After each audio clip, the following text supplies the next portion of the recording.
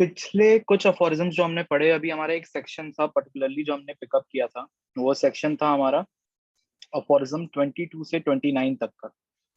अब इस अफोरिज्म 22 से 29 में हमने अभी तक जो पढ़ा है वो हमने पढ़ा कि दो तरीके के प्रिंसिपल्स होते हैं, लॉज होते हैं, जिनके बेसिस पे हम दवाइयां देते हैं। That is similia and opposites का लॉ, दैट इज कॉन्ट्रेरिया। फिर कॉन्ट्रेरिया के लॉ में फॉल्ट्स क्या हैं, ये एंटीपैथिक ट्रीटमेंट में फॉल्ट्स क्या हैं, क्या एग्रेवेशन प्रोड्यूस करता है, इसके बारे में हमने 23 में पढ़ा। 24 में हमने पढ़ा कि ये सिमिलिया का लॉ क्या है और ये कैसे क्योर करता है। 25th में हमने पढ़ा कि ये होम्योपैथिक क्योर किसको बोलते हैं, और ये जिस लॉ पे बेस्ड है उस लॉ को क्या बोलते हैं, वो हमने 26 में पढ़ा, होम्योपैथिक लॉ ऑफ नेचर क्या है।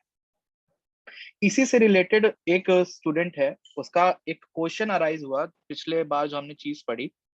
उसका क्वेश्चन ये था कि ये जो आपने बताया कि ये लॉ है, इसका जो फुटनोट में एग्जांपल्स दिया हुआ है कि Jupiter vanishes from the gauge of the beholder by a stronger very similar power acting on his optic nerve the brightness of approaching day। तो उसका क्वेश्चन ये है कि यहाँ पर जो एग्जांपल दे रहा है कि सूरज के आने से आपको जुपिटर नहीं दिखता है क्योंकि वो स्ट्रॉन्गर होता है और सिमिलर होता है पर डिफरिंग इन काइंड होता है, पर स्ट्रॉन्गर होता है, तो आपको जुपिटर दिखना बंद हो जाता है और आप सूरज की रोशनी को देखना चालू कर देते हैं। तो यहाँ पर उसने ये क्वेश्चन अराइज किया कि परमानेंटली एक्सटिंग्विश कहाँ हो रहा है, क्योंकि यहाँ पर तो लिखा हुआ है कि a weaker dynamic affection is permanently extinguish. भी तो यही क्वेश्चन था तुम्हारा। Yes sir. ठीक है, अब विभूति इस सेक्शन को थोड़ा ध्यान से पढ़ो। A weaker dynamic affection is permanently extinguish in the living organism. यहां पर हनीमैन लिविंग ऑर्गेनिज्म के अंदर की बात कर रहा है, और ये जो एग्जाम्पल दिए हैं, जैसे कि आपको पता है कि ये जो होम्योपैथिक लॉ ऑफ नेचर है, ये is based on natural laws only. ये सिमिलिया का लॉ नेचुरली प्रेजेंट है, हनीमैन ने इसको होम्योपैथिक लॉ ऑफ नेचर में डिफाइन करा है। उस लॉ को उठा के अपनी एक्सपेरिमेंट्स करके एक अपना होम्योपैथिक लॉ ऑफ नेचर बनाया है, उससे इंटरप्रेट करके, उससे इंस्पायर होके। यहां पर जो हनीमैन एग्जांपल्स दे रहा है आपको, ये ऐसे ही सिमिलर और स्ट्रॉन्गर मैनिफेस्टेशन जब वीकर को हटाते हैं उसके एग्जांपल्स दे रहा है फिजिकल मॉरल वर्ल्ड में। यहाँ हनीमैन लिविंग ऑर्गेनिज्म के एग्जांपल की बात नहीं कर रहा, यहाँ आपको सिमिलैरिटी का, ये जो नेचुरल लॉ जो हमारी दुनिया में हिस्ट्री ऑफ मेडिसिन में प्रेजेंट है बहुत टाइम से, उसका एग्जांपल दे रहा है। और यहां पर जब हनीमैन बात करता है तो ये जो परमानेंटली एक्सटिंग्विश की बात करी है, तो उसके आगे इन द लिविंग ऑर्गेनिज्म भी लिखा हुआ है। जुपिटर और सन की जो बात है वो लिविंग ऑर्गेनिज्म की बात तो नहीं है। वो आपको एक मेटाफोर देके एक मेटाफोरिकली एक्सप्लेन करना चाह रहा है कि देखो ये लॉज ऐसे सिमिलर इफेक्शन स्ट्रॉन्गर से जाते हैं, ये पहले भी देखो दुनिया के हर एस्पेक्ट में होता आया है, चाहे वो फिजिकल एस्पेक्ट हो लाइफ का या मेंटल एस्पेक्ट हो लाइफ का। अब इसी से इंस्पायर होके इसने ये जो होम्योपैथिक लॉ ऑफ नेचर बनाया है, ये हमारी बॉडी के डायनेमिक अफेक्शंस की बात कर रहा है। यहाँ पर जो आपको बीमारियां हो रही हैं डायनेमिकली हो रही हैं, जो आप उसको डायनेमिक मेडिसिन दे के परमानेंटली एक्सटिंग्विश करोगे इन द लिविंग ऑर्गेनिज्म, ये उस पर्टिकुलर फ्रेम की बात यहां पर हो रही है। डाउट थोड़ा कुछ क्लियर हुआ विभूति? हाँ सर, ठीक है, मेक सेंस। ठीक है, अब जो आगे हम पढ़ने वाले हैं, आगे इस सेक्शन में जो हम पढ़ेंगे वो आप लोग पहले से पढ़ते आए हैं, कोई नई चीज हनीमैन इसमें नहीं बता रहा है सिवाय अफर्जन 29 के। और उसी चीज को हनीमैन बार बार बार बार आपके माइंड पे एकदम फोकस करके बैठा देना चाहता है कि आप कभी भूलें ना। अफोरिज्म नंबर 27 में हनीमैन कहता है, curative power of medicine symptoms similar to disease and stronger in power. दो एस्पेक्ट बहुत इंपॉर्टेंट होते हैं किसी भी मेडिसिन के क्यूरेटिव पावर को जानने के लिए, और वो दो चीज क्या होती है? The curative power of medicine therefore depends on their symptoms similar to the disease but superior to it in strength. ये दो चीजें, ये दो एस्पेक्ट बहुत इंपॉर्टेंट है किसी भी मेडिसिन के क्यूरेटिव पावर को जज करने के लिए। That it should be similar to the disease for which you are giving the medicine, and it should be stronger or superior in its strength। so that each individual case of disease is most surely, radically, rapidly and permanently annihilated, जड़ से उखाड़ दिया जाएगा उसको, and removed only by a medicine capable of producing. और ये कौन medicine किसमें काबिलियत है, कैसी मेडिसिन में ये काबिलियत है जो ये काम कर सकें? वो मेडिसिन जो हेल्दी ह्यूमन बीइंग पे प्रूव करी गई है by the process of homeopathic drug proving. By a medicine capable of producing in the human system in the most similar and complete manner the totality of its symptoms, which at the same time are stronger than the disease. यहां पर आपको दो ही चीज पे focus करने के लिए Hahnemann बार बार कह रहा है, सिमिलर, स्ट्रॉन्गर. ये जो होम्योपैथिक का हमने नेचुरल लॉ पढ़ के हम यहाँ पर पीछे आए हैं, इसमें भी हनीमैन क्या बोल रहा है नीचे 3 पॉइंट्स टू क्योर में हनीमैन ने क्या आपको याद दिलाया था? Similar in manifestation, differing in kind और स्ट्रॉन्गर इन पावर. कि सेम मैनिफेस्टेशन जो डिजीज के सिम्टम है ABCDE, वैसे ही merely similar symptoms ABCDE medicine में भी होने चाहिए. तब आप टोटलिटी के बेसिस पे वो मेडिसिन सेलेक्ट करोगे, पहली बात. और ये जो मेडिसिन सेलेक्ट करोगे that should be a slightly stronger in power than the disease. तभी इसको क्योर कर पाएगी, तभी इसको एक्सटिंग्विश कर पाएगी, नहीं तो नहीं कर पाएगी. क्यों? क्योंकि यहां लिखा है अ वीकर डायनेमिक एफेक्शन. अगर कमजोर होगा वो dynamic affection is permanently extinguish in the living organism by a stronger one. कमजोर को जो उससे स्ट्रॉन्ग है वो एनिलेट कर रहा है, एक्सटिंग्विश कर रहा है. तो ये पॉइंट्स आपको मन में और अपने दिमाग में एकदम अच्छे से याद रखने हैं कि it should be similar to the disease, similar manifestation should be there, it should be superior in its strength and it should be different in kind. ये 3 points are very necessary for cure और इसी को Hahnemann यहाँ पर focus करके बता रहा है अफॉरिज्म 27 में. अगर इसका एक जिस्ट आपको चाहिए तो वो यही है कि curative power of medicine depends on their symptoms. अब symptoms that should be similar to the disease, that should be superior in its strength. और अगर ये चीज आप पहली चीज कर रहे हैं then each individual case is most surely, radically, rapidly and permanently annihilated and removed. कोई भी चीज अगर ये सब चीजें आप फॉलो कर रहे हैं तो क्योर होने से नहीं रोक सकती हैं. अब ये तो हो गया कि सिमिलिया का लॉ क्या था, होम्योपैथिक लॉ ऑफ नेचर क्या था, हनीमैन ने कैसे उसको मॉडिफाई करके बनाया और क्या चीजें पे फोकस करने को हनीमैन बोल रहा है कि सिमिलर होना चाहिए, सुपीरियर होना चाहिए. अब हनीमैन कह रहा है कि इस चीज को एक्सप्लेन करने की, इस चीज को, ये जो हो रहा है, एक फिनोमेना हो रहा है, आपको दिख रहा है, आपको एक्सपीरियंस कर सकते हो वो फिनोमेना, पर वो क्यों हो रहा है, उसके पीछे का रीजन क्या है, उसके पीछे की टेक्निकलिटीज क्या है, वो स्पेसिफिक्स क्या है, वो आप नहीं जानते हैं. कैसे हो रहा है नहीं जानते हैं आप. नेक्स्ट अफोरिज्म इसी चीज से रिलेट किया गया है, confirmation of law of nature. Aphorism 28 में हनीमैन 3 तरीके की बात कहते हैं, जो 3 अलग अलग कलर्स में मैंने यहाँ पर डिनोट करा हुआ है. 3 अलग स्टेटमेंट्स हनीमैन देते हैं. पहला स्टेटमेंट पे ध्यान दीजिए. As this natural law of cure manifests itself in every pure experiment and every true observation in the world, the fact is consequently established. पहली बात, क्योंकि ये नेचुरल लॉ ऑफ क्योर जिससे हम ट्रीट कर रहे हैं, ये सारे एक्सपेरिमेंट में और सारे ऑब्जर्वेशन ऑफ द वर्ल्ड में सच की तरह निकल के आया है, प्रूव्ड है. ये एक्सपीरियंस हमने किया है, ये एक्सपेरिमेंट्स हमने परफॉर्म करे हैं और इसका रिजल्ट देखा है. तो ये अब मियर हाइपोथेसिस नहीं है, this is a fact and this fact is consequently established. पहली बात. नेक्स्ट हनीमैन क्या कहते हैं, it matters little what may be scientific explanation of how it takes place. ये बहुत ही बेकार की बात है कि इसके पीछे हम दिमाग लगाएं कि ये कैसे हो रहा है. And I do not attach much importance to the attempts made to explain it. और हनीमैन कहता है कि मैं उतनी इंपॉर्टेंस नहीं देता इस चीज को एक्सप्लेन करने के लिए, क्योंकि ये आंखों के सामने आपके हो रहा है. ये एक्सपेरिमेंट 1 पे 2 पे नहीं हुआ है, ये साल दर साल इतने सालों से ये एक्सपेरिमेंट सिमिलिया का लॉ चलता चला आ रहा है और उसके बेसिस पे लोग ठीक होते चले आ रहे हैं. इसको कोई एक्सप्लेनेशन की जरूरत नहीं है, इसके पीछे कैसे हो रहा है, क्या हो रहा है, इसको जानने की जरूरत नहीं है. पर फिर भी क्योंकि एक साइंटिफिक दिमाग, एक रैशनल दिमाग एक एक्सप्लेनेशन के पीछे पड़ता है, एक जानना रहता है, एक इंक्विजिटिवनेस रहती है माइंड की कि how this is happening, That is why the third statement has been written by Dr. Henneman. But the following view seems to commend itself as the most probable one, and as it is founded on premises derived from experience. जितना भी हमने आज तक experience किया है, उस experience के according ये जो मैं नेक्स्ट अफोरिज्म में, that is the modus operandi of homeopathic cure, how an homeopathic cure is taking place, ये जो चीज हनीमन ने अफोरिज्म 29 में बताई है, उसको हनीमन यहाँ पर बोल रहा है कि क्योंकि आप लोग को ये जानने की इच्छा है, मैं उतनी इंपॉर्टेंस नहीं देता हूं कि how it is happening, but अगर आपको इतनी इंक्विजिटिवनेस है तो ये एक्सपीरियंस के बेसिस पे ये इसका सबसे प्रोबेबल एक्सप्लेनेशन है कि how an homeopathic cure takes place. इसी चीज को एक्सप्लेन करते हुए हनीमन ने अफोरिज्म नंबर 29 लिखा है।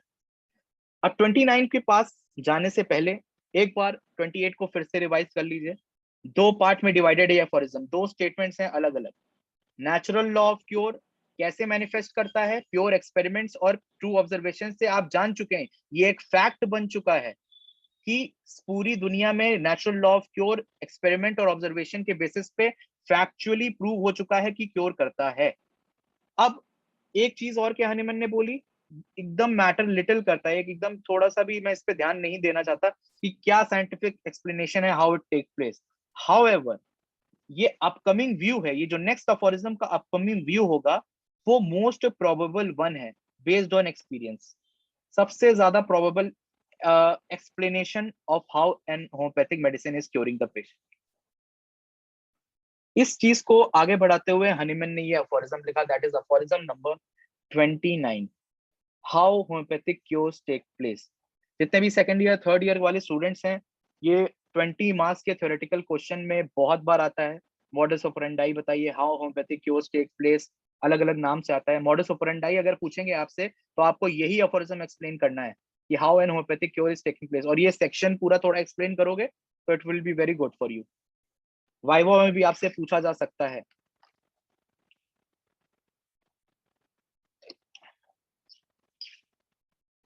अब यहाँ पर हनीमन क्या कह रहा है इस अफोरिज्म में, पहली बात हनीमन आपको ये क्लासिफाई पहले ही कर देना चाह रहा है as every disease not strictly belonging to the domain of surgery.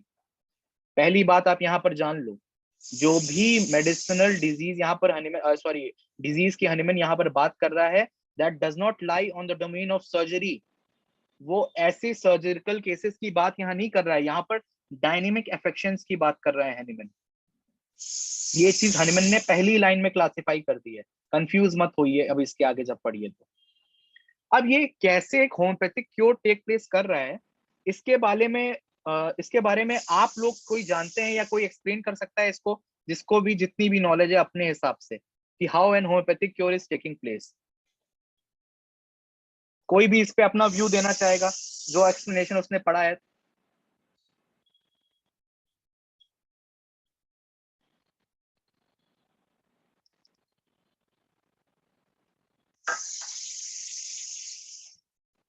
किसी ने भी अभी अफोरिज्म 29 नहीं पढ़ा अभी तक?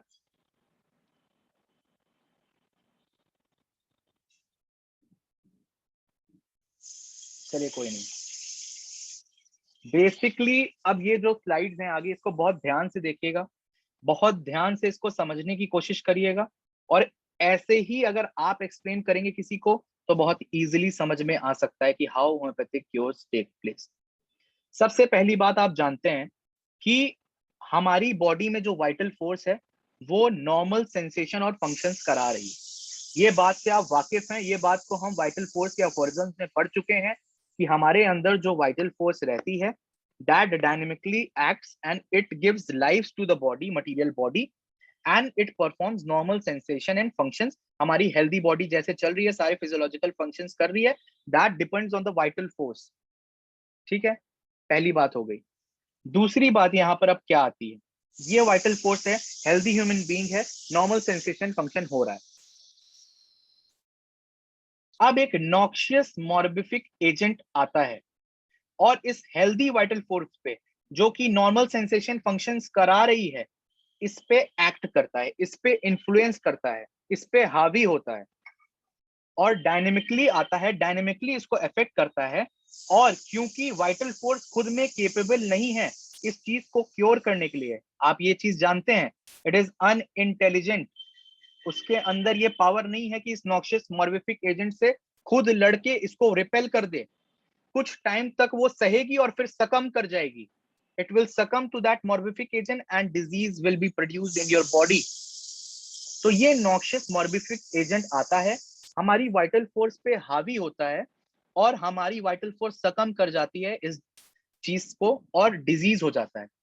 और जब डिजीज एस्टैब्लिश होता है तो नीचे आप देख लीजिए, जहां पर ये नॉर्मल सेंसेशन एंड फंक्शंस थे, अब ये ऑल्टर्ड सेंसेशन एंड फंक्शंस हो गए हैं यहाँ पर, और इन्हीं ऑल्टर्ड सेंसेशन एंड फंक्शंस को कहते हैं हम साइन एंड सिम्टम्स, जिसकी आप टोटलिटी बनाते हो। इसी डिजीज के एस्टैब्लिश होने के बाद हमारी सेंसेशन फंक्शन, हमारे नॉर्मल फिजियोलॉजिकल एक्शंस में डिफरेंस आने लगता है, ऑल्टरेशंस आने लगते हैं, और हमारी बॉडी सेंसेशन, साइंस, सिम्टम्स ये सब प्रोड्यूस करती है, आउटवर्डली रिफ्लेक्ट करती है कि देखिए आपको मैं दिखा रही हूं कि I am not healthy now, I have become ill. अब जब वाइटल फोर्स में डिजीज एस्टैब्लिश हो गई है, ऑल्टर कर दिया है, वाइटल फोर्स को डायनेमिकली डिरेंज कर दिया है, अब नेक्स्ट स्टेप क्या होता है, हमारे पास पेशेंट आता है, हम पेशेंट को देखते हैं, उसके साइन एंड सिम्टम्स नोट करते हैं, उसके साइन एंड सिम्टम्स नोट करके इसकी टोटलिटी बनाते हैं, and on the basis of सिमिलिया सिमिलिबिस क्यूरेंटर, that is on the basis of similarity of symptoms, we select a particular homoeopathic medicine and we administer it to the patient who is suffering from the disease। अब on the basis of similarity हम एक homeopathic medicine उठाते हैं, match करते हैं sign and symptoms को, similarity को match करते हैं और पोटेंसी सेलेक्ट करके उसको उसके ससेप्टेबिलिटी के अकॉर्डिंग ये होम्योपैथिक मेडिसिन एडमिनिस्टर करते हैं for that particular disease from which the patient is suffering.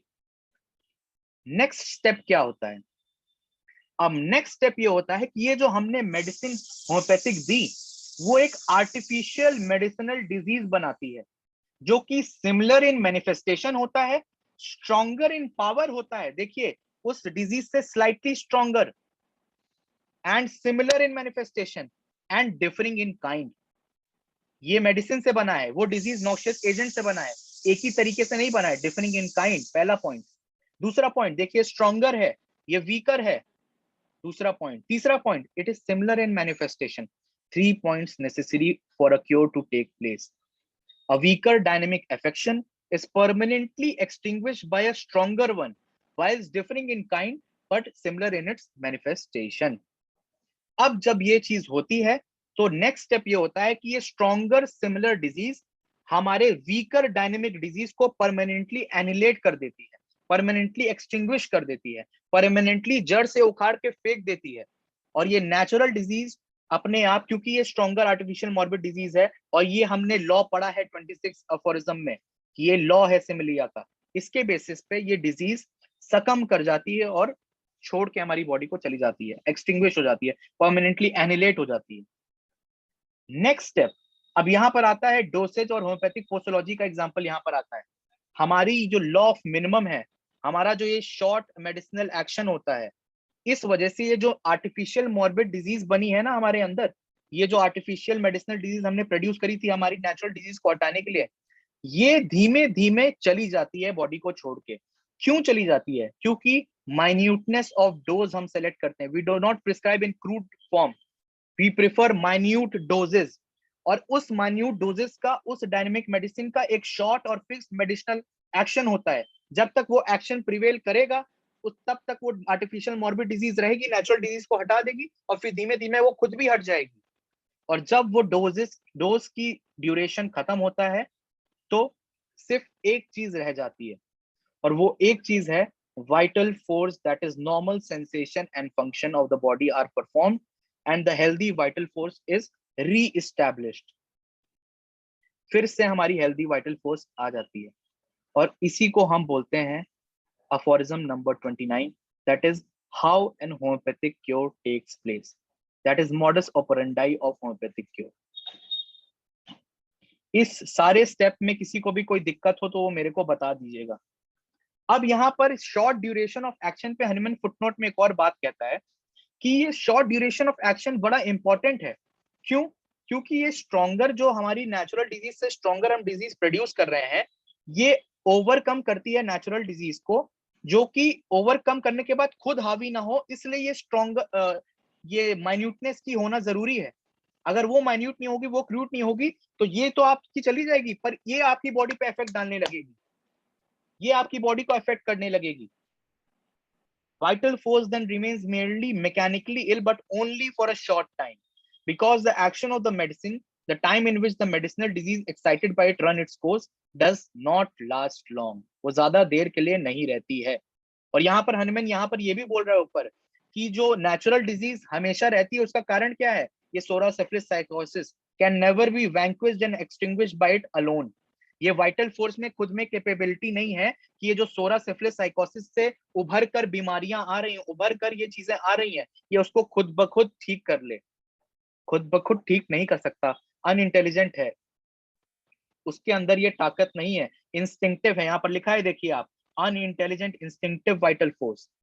इसको ठीक करने के लिए, इसको एक्सटिंग्विश करने के लिए, इसको वैंक्विश करने के लिए आपको होम्योपैथिक दवाइयां देनी पड़ेंगी।